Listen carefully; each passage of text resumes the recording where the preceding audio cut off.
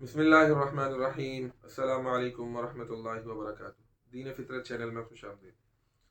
दोस्तों, अगर हम कोई भी नेक काम करते हैं तो वो खालिस अल्लाह की रज़ा के लिए होना चाहिए। ये हम सब जानते हैं कि अगर हम कोई छोटे से छोटा अमल भी करेंगे अल्लाह रब्बुल इज़्ज़त की रज़ा के लिए, तो इंशाअल्लाह अल्लाह रब्बुल इज़्ज़त से उम्मीद रखनी चाहिए कि अल्लाह रब्बुल इज़्ज़त उसकी उसकी जो जज़ा है, उसका सवाब है, वो हमें बढ़ा चढ़ा कर देंगे। लेकिन अगर हमारी नीयत में, हमारे खुलूस में कोई खोट होती है, रियाकारी आ जाती है कोई भी नेक अमल करते हुए, और अगर हम रियाकारी करते हैं तो उस अमल पर पकड़ होगी। चाहे हम बड़े से बड़ा अमल करें, लेकिन वो अल्लाह की रज़ा के लिए ना हो, उससे दिखलावा मकसूद हो, तो वो हमारी पकड़ का बाइस बनेगा, ना कि सवाब के बाइस। तो इसी हवाले से अगर कोई शख्स कोई नेक अमल करता है, छुप कर करता है, इखलास से करता है, लेकिन बाद में वो अमल खुल जाता है, लोगों को पता लग जाता है, और लोग उस नेक अमल पर आपकी तारीफ़ करते हैं, और उस तारीफ़ से आपको खुशी होती है, तो क्या ये गुनाह में तो नहीं आएगा कि अगर मैंने कोई नेक अमल किया और वो मैंने छुप के किया था, लेकिन लोगों को पता लग गया और वो मेरी उस नेक अमल पर तारीफ़ कर रहे हैं और उससे मुझे खुशी हासिल हो रही है,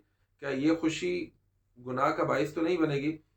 तो इस बारे में उलमाए कराम फरमाते हैं कि कोई भी नेक अमल करते हुए इखलास के होने के लिए यही काफ़ी है कि वो नेक अमल अल्लाह की रज़ा के लिए किया जा रहा हो।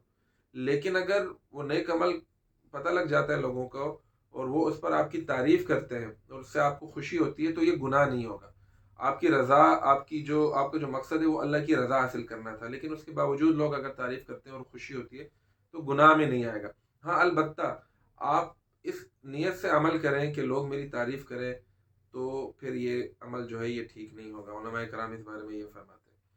तो अगर कोई भी नेक अमल करते हैं खालिस अल्लाह की रज़ा के लिए करें, और बाद में अगर कोई तारीफ़ करता है, खुशी हो जाती है, तो उस पर कोई गुनाह नहीं होगा। बहुत शुक्रिया। वस्सलामु अलैकुम वरहमतुल्लाहि वबरकातुहू।